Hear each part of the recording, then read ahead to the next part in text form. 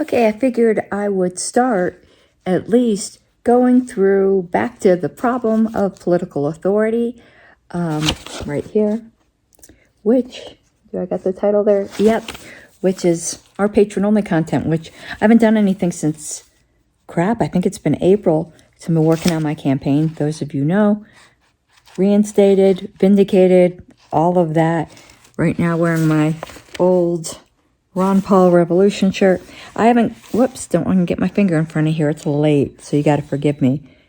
And I think my bacon is ready, so we're going to do this, at least part one, a little quickly, but I'll be stitching this together. So we're in chapter 1, the problem of political authority. And let's see, it's been a minute since I've read this, so let's go to what I highlighted. Oh, and I love this. Okay. So, we're actually going to read the entire first few paragraphs because I think it's going to illustrate the rest of the chapter. And then, I'll pause this, stitch it together with some more reading at a later date. So it says, let us begin with a short political story. You live in, and I know I keep looking like up that way. It's because the camera's over here. There's the green dot, but for some reason it seems more natural to look over here, which is where the record button is at. Random. All right. Again, let us begin with a short political story. You live in a small village with a crime problem. Vandals roam the village, stealing and destroying people's property. No one seems to be doing anything about it. So one day you and your family decide to put a stop to it. You take your guns and go looking for vandals. Periodically, you catch one, take them back to your house at gunpoint, and lock them in the basement. You provide the prisoners with food so they don't starve, but you plan to keep them locked in the basement for a few years to teach them a lesson. After operating in this way for a few weeks, you decide to make the rounds of the neighborhood, starting with your next-door neighbor. As he answers the door, you ask, have you noticed a reduction in crime in the last few weeks? He nods. Well, that's thanks to me, you explain, your anti-crime program. Anyway, I'm here because it's time to collect your contribution to the Crime Prevention Fund. Your bill for the month is $100. As your neighbor stares at you, making no apparent move to hand over the money, you patiently explain that, should he refuse to make the required payment, you will unfortunately have to label him a criminal, at which point he will be subject to long-term confinement in your basement, along with the aforementioned vandals. Indicating the pistol at your hip, you note that you are prepared to take him by force if necessary. Supposing you take this tack with all of your neighbors, what sort of reception can you expect? Would most cheerfully give over their assigned share of costs of crime prevention? Not likely. In all probability, you would observe the following. First, almost none would agree that they owe you anything. And while some, turning the page here, might pay up for fear of imprisonment in your basement, it's just so funny to me, I'm thinking of my own basement, you'd have to listen to my shows all the time. And if you might pay up out of hostility towards the vandals, almost none would consider themselves duty-bound to do so. Those who refuse to pay would be more likely praised than condemned for standing up to you. Second, most would consider your actions outrageous. Your demands for payment would be condemned as naked extortion, and your confinement of those who refuse to pay as kidnapping. The very outrageousness of your conduct, combined with your deluded presumption that the rest of the village would recognize an obligation to support you, would cause many to question your sanity. Now, that's the parable this starts with.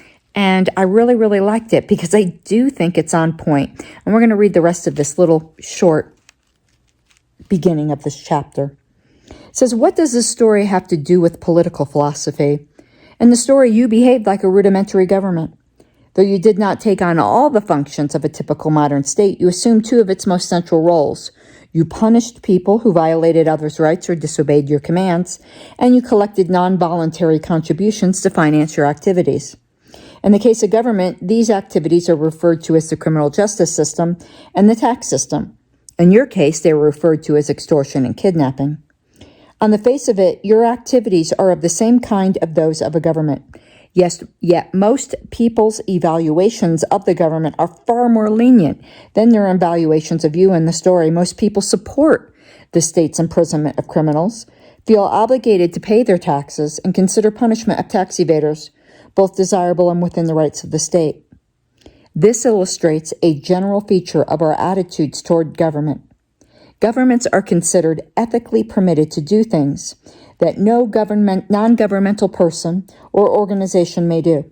At the same time, individuals are thought to have obligations to their government that they owe toward no non-governmental person or organization, even if non-governmental agents behaved similarly to a government.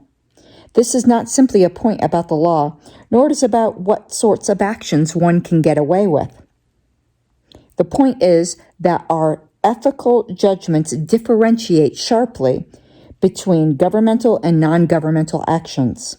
Acts that would be considered unjust or morally unacceptable when performed by non-governmental agents will often be considered perfectly all right, even praiseworthy, when performed by governmental agents. Hereafter, I shall use obligation to refer to ethical obligations rather than mere legal obligations. Similarly, for rights. Why do we accord this special moral status to government, and are we justified in so doing? That is the problem of political authority. Woo! And I think that summed it up really well. And he does then proceed to strongman the arguments, which we will get to next. Okay, I'm back, and you guys are seeing a different view of my studio than you normally do. That's the window back there that sometimes gives that really weird light. My main monitor is here, and here's the one I normally see y'all's comments on. You can see I got my little Mises Award right here. So, let's continue. Sorry, I just gave you the little bit of a tour there. It's late, excuse me, I am tired. And I'm wearing my pink camouflage, so I keep losing myself because I'm blending in with the walls. So continuing on chapter 1 of the problem of political authority. So we did that little parable in the first part of this video, which is continuing because I'm just adding them together in cute nails, huh? So it says the concept of authority, a first pass. So remember, we ended with the question is, why do we accord this specific moral status to government? And Professor Humer says, one type of explanation is that despite appearances, the two behaviors described are different, that government is not really doing the same thing as the vigilante. But is that the case? And he then says the other type of explanation is that the two agents are different. That is, government may be doing the same things as the vigilante, but who is doing it makes all the difference. And I think that is the explanation that most people would rely upon. You are to be condemned in the story not because you are not faithfully imitating the government, but because you are acting like the government, but you're not the government.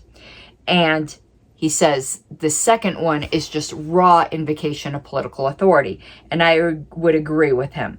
So he says authority has then two aspects. Political legitimacy, meaning the right on the part of a government to make certain sorts of laws and enforce them by coercion against the members of its society. In short, a right to rule.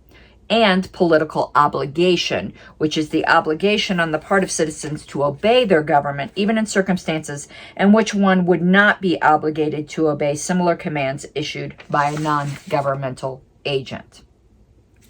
So, he continues, the having of political obligations does not mean merely that one must do the things that the law or other governmental commands require. For example, the law prohibits murder, and we have a moral duty not to murder. But this does not suffice to establish that we have political obligations, because we would be morally obliged not to murder even if there was no law against it. Now, that's an interesting point. So when he's speaking of political obligations, he's talking about things that outside of the political legitimacy, you wouldn't have a moral obligation. The one depends upon the other. But there are other cases in which, according to popular opinion, we are obligated to do things precisely because the law commands them, and we would not be obligated to do those things if not legally required. For instance, most believe that we are obligated to pay taxes on our income in countries that legally require this, and that we are obligated to pay the specific amount required by the tax code. Those who think taxes are too high do not feel entitled to evade a portion of their taxes. Well, I guess those are the people that accept political legitimacy, which I do not. So I actually do feel entitled, if I could get away with it, which I can't, to evade as much of my taxes as I can. Those who think taxes are too low do not feel obligated to send extra money to the government. And that's very, very interesting. And if the law changed so that income tax was not legally required, then one would no longer be obliged to pay the government this portion of one's income. So in the popular mind, the obligation to pay income tax is a political obligation. Interesting. Then the next section says actions versus agents, the need for authority. So he asks, does one need this notion of authority to explain the moral difference between the vigilante and the government? Or can one explain the difference by appealing only to the differences in behavior? So he said, consider the fact that many governments provide fair jury trials for accused criminals, but the vigilante, he says, could do the same. Suppose that every time you catch a vandal, you round up a few of your neighbors and force them to sit through a trial. After the presentation of evidence, you make your neighbors vote on the guilt or innocence of the accused vandal, and you use the outcome to decide whether or not to punish the accused. Would this render your actions acceptable? Perhaps your treatment of the vandals would be more fair, but it hardly seems to legitimate your program as a whole. In fact, you have now added another offense to the list of your outrageous actions, your temporary enslavement of your neighbors to serve as your justice system. Consider another suggestion.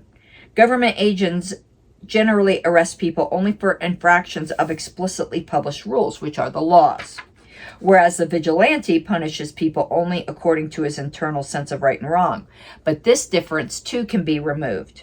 Suppose that you write down a long list of behaviors that you consider unacceptable, along with accounts of what you plan to do to people who engage in those behaviors. You post copies of the list on a bulletin board outside your house. Again, this hardly suffices to legitimate your behavior.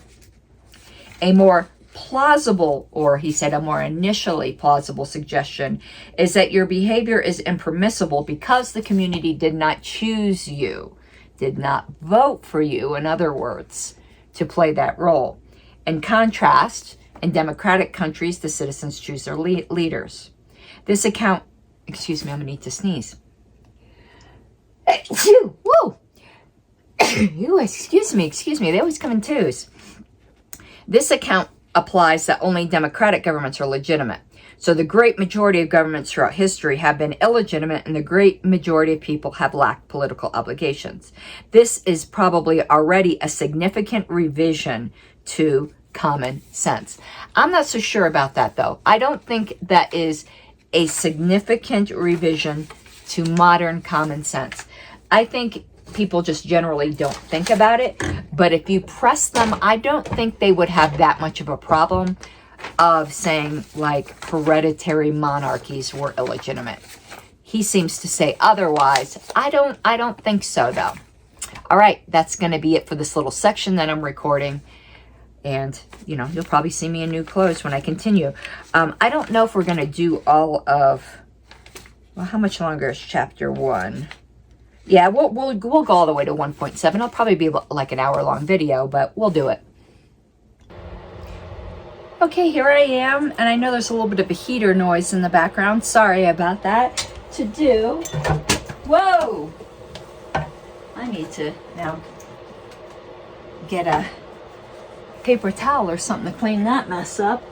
Sorry, Mike, I got all kinds of smuts on your chair. I'll clean that up in a minute. I have any towels handy. I don't think I do. So we're just going to do this.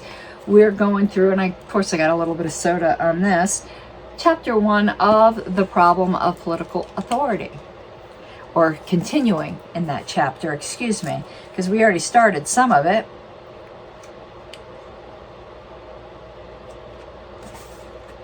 I'm trying to remember where I left off.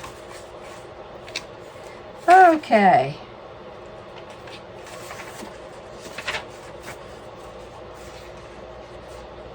Right here. All right, it says the need for an account of political legitimacy arises from the moral significance of coercion and from the coercive nature of government. So yes, you have to justify. If you're going to say it's okay to coerce people, you actually do have to have a justification for that. I am like so distracted by the fact I spilled all that soda. Oops, don't want to put that in front of the heater. Then I'll have hot Mountain Dew. That doesn't sound too good. And the author says, my definition of coercion is not intended as an analysis of the term's standard use in English. It is a stipulative definition intended to avoid repetition of the phrase use of or threat to use physical force. So that is what he means by coercion. It says government is a coercive institution. Yes, by its very nature, and must be justified. I think I'll get into the screen here. I'm going to show off my little take human action. I'm going to show that off. Why not? Generally speaking, when the state makes a law, the law carries with it a punishment to be imposed upon violators. Now, this next paragraph, and I'm going to read the whole paragraph because he states in a paragraph, which would probably take me 3 hours to state on a podcast, but he states it so well, pedantically, but succinctly. I state things pedantically, but long-windedly. So let's continue. Direct physical violence is rarely used as a punishment. Nevertheless, violence plays a crucial role in the system because without the threat of violence, lawbreakers could simply choose not to suffer punishment. For example, the government commands that drivers stop before all red lights. If you violate this rule, you might be punished with a $200 fine. But that's simply another command. If you didn't obey the command to stop before all red lights, why would you obey the command to pay $200 to the government? Perhaps the second command will be enforced by a third command. The government may threaten to revoke your driver's license if you do not pay the fine. In other words, it may command you to stop driving. But if you violated the first 2 commands, why would you follow the third? Well, the command to stop driving may be enforced by a threat of imprisonment if you continue to drive without a license. As these examples illustrate, commands are often enforced with threats to issue further commands, yet that cannot be all that there is. At the end of the chain must come a threat that the violator literally cannot defy. The system as a whole must be anchored by a non-voluntary intervention, a harm that the state can impose regardless of the individual's choices. That anchor provided is physical force. Even the threat of imprisonment requires enforcement. How can the state ensure that the criminal goes to prison? The answer lies in coercion, involving actual or threatened bodily injury, or at a minimum, physical pushing or pulling of the individual's body to the location of imprisonment. This is the final intervention that the individual cannot choose to defy. One can choose not to pay a fine. One can choose to drive without a license. And one could choose not to walk to a police car to be taken away. But one cannot choose not to be subjected to physical force if the agents of the state decide to impose it. And right there is the stark problem of political authority, isn't it? Modern states stand in need of an account of political legitimacy because modern states commonly coerce and harm individuals for reasons that would be viewed as inadequate for any non-governmental agent. Isn't that a very good summary of the libertarian view? To be sure, there are many, then it goes on talking about preemptive war. Again, we are jumping ahead a bit here to touch on the major concepts. To be sure, there are many who reject the idea of preemptive war, but only political extremists describes soldiers or the government leaders who send them into battle as terrorists and murderers. There's a lot of extremists in libertarian circles. Even among opponents of the 2003 Iraq War, for example, few went so far to call George W. Bush a mass murderer or call for his execution or imprisonment. The notion of political authority is at work here. The feeling that, whether its choice is good or evil, the government is the agent with the authority to decide whether to go to war. No other agent has the right to commit large-scale violence to achieve its ends in anything like these circumstances. And then it goes on talking about social welfare. To be sure, there are some who oppose social welfare programs. But even opponents rarely view the government agents administering the programs or the legislatures who vote for the programs as thieves and extortionists, even if they don't realize it. Again, the notion of authority is at work. We think government has the authority to redistribute wealth. Non-governmental organizations do not. And then the next part of this chapter, the concept of authority, a second pass. And we're going to do a lot of block reading here because this is going to undergird a lot of the rest of the book.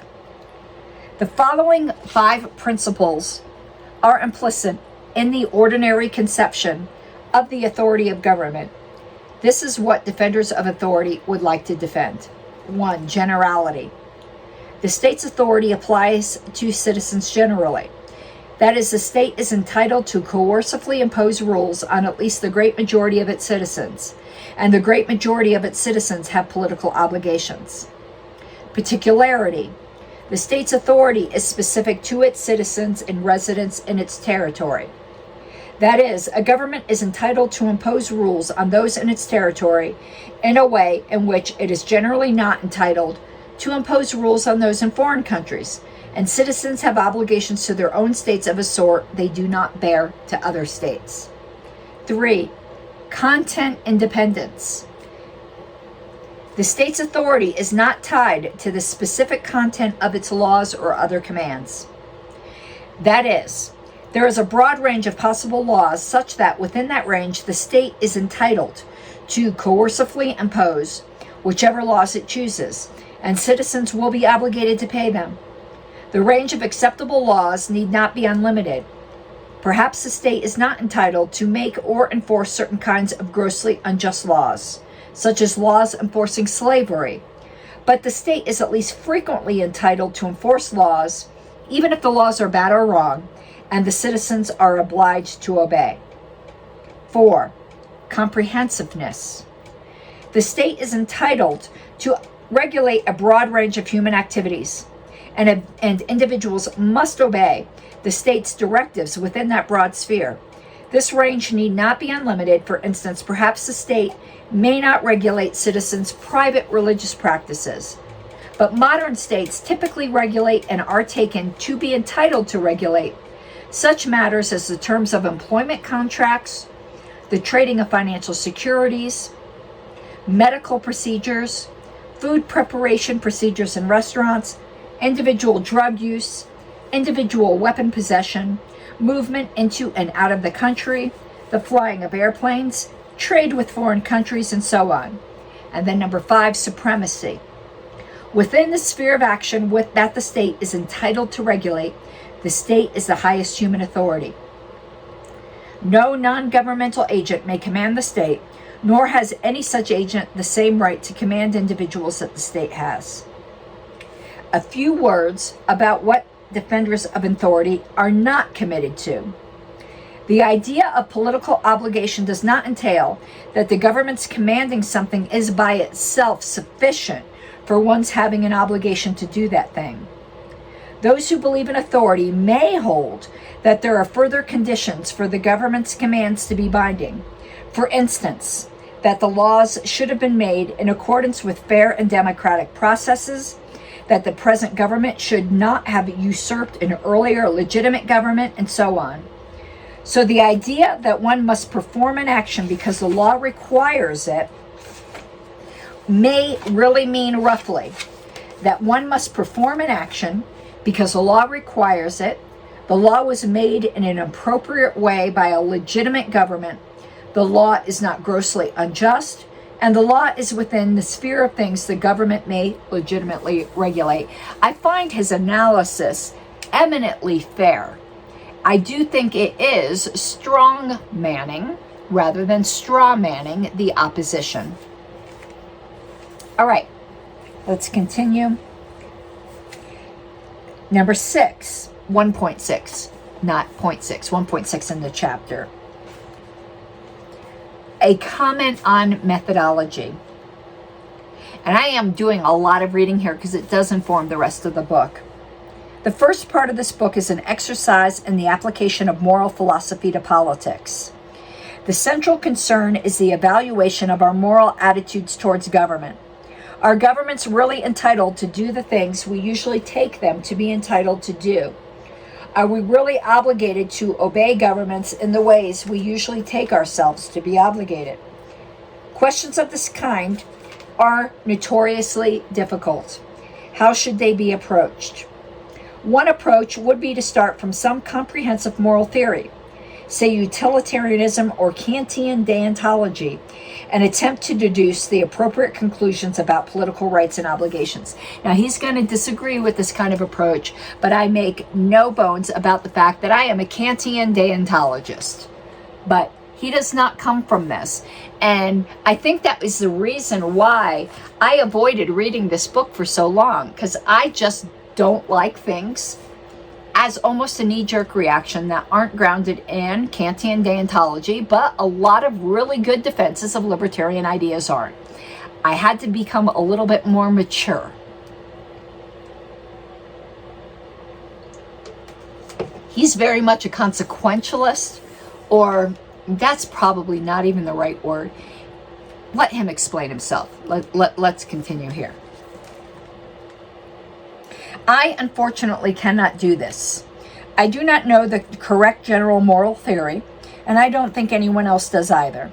The reasons for my skepticism are difficult to communicate, but they derive from reflection on the problems of moral philosophy and on the complex, confusing, and constantly disputed literature about these problems. It is a literature in which one theory after another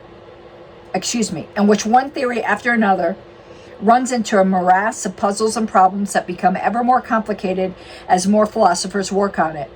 I cannot fully communicate the situation here. The best way of appreciating my skepticism about moral theory is for readers to delve into the literature themselves. Here, I shall simply announce that I will not assume any comprehensive moral theory, and I think one should be very skeptical of any attempt to arrive at sound conclusions in political philosophy. See, I do think, going on my own aside here, I do think that Hoppy's argumentation ethics provide a good grounding here by starting from such a theory. Nor for similar reasons do I start by assuming any general political theory, though I shall arrive at a political theory in the end. What is the alternative? I shall start from moral claims that are initially relatively uncontroversial. And I think that's a very pragmatic approach, so I can appreciate that.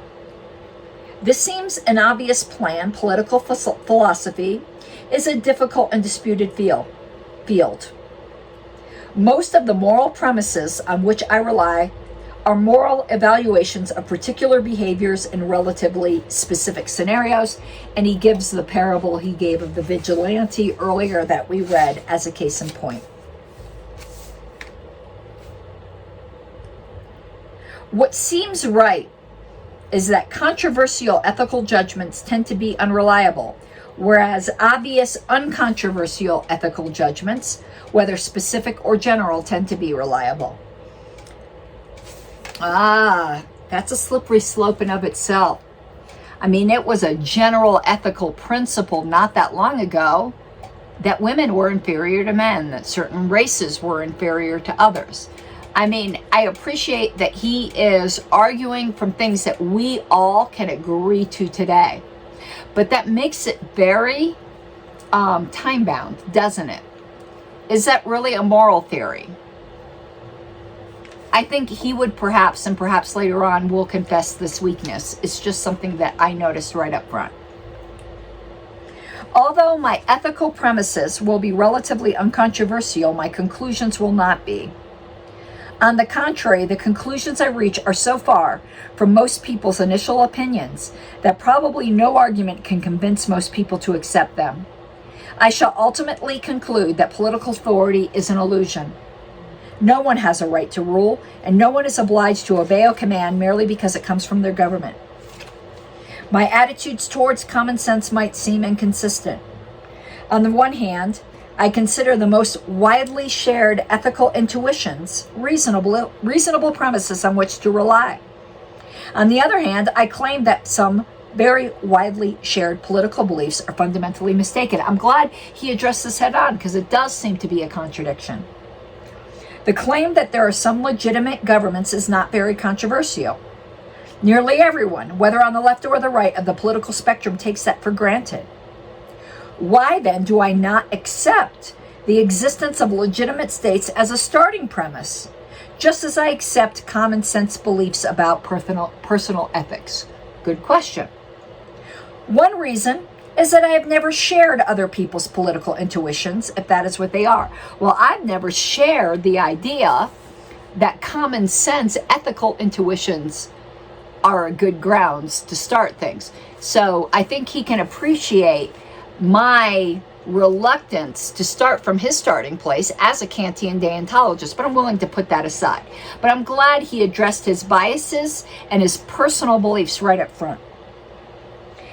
I share most of the normative intuitions of my society, such as that one must not steal, kill, or otherwise harm other individuals, except in certain special cases such as self-defense, that one should generally tell the truth and keep one's promises, and so on. Okay, but I do appreciate that he does say most people accept two parts of a puzzle. I accept one part of it, and I'm going to argue that acceptance of one part entails the negation of the other. That's basically what he is saying here.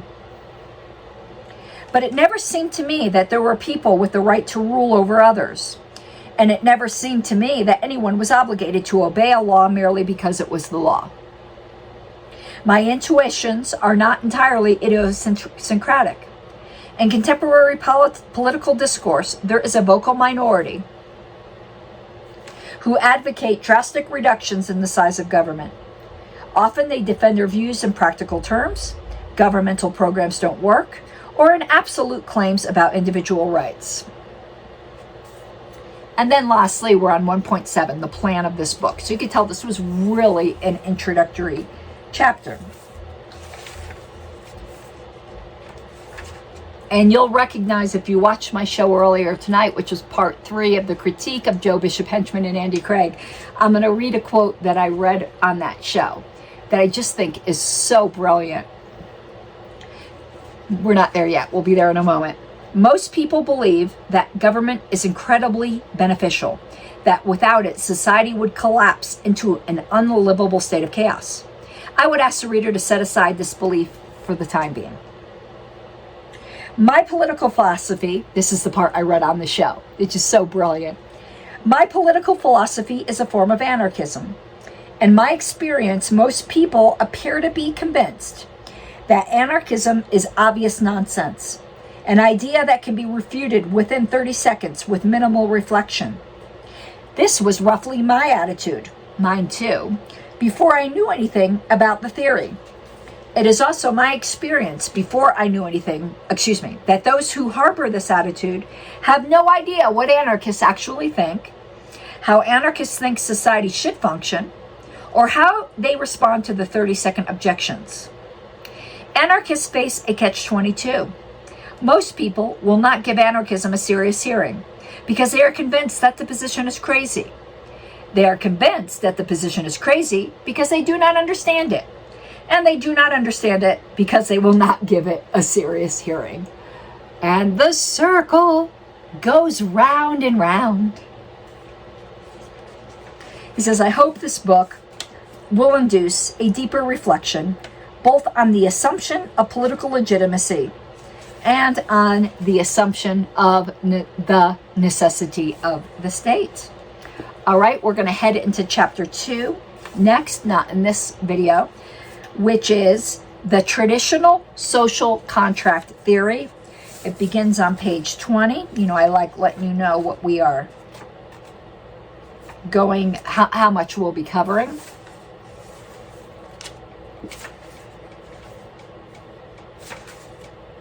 And it goes to page 35. So it's 15 pages, which is about the length of chapter 1. So until next time.